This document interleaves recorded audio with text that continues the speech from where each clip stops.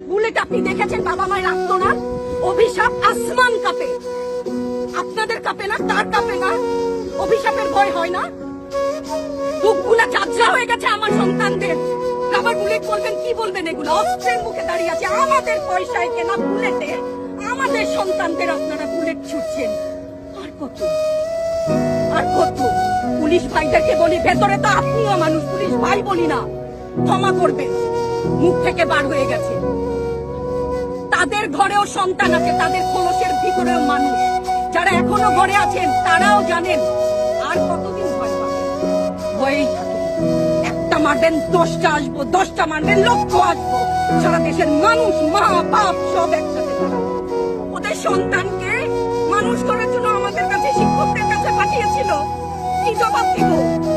আমার তো কোনো মুখ নাই, আমি শিক্ষক, আমার ভাষা নাই। তাদের কাছে হাত জোড় করে মাপ চাই, নিরাপত্তা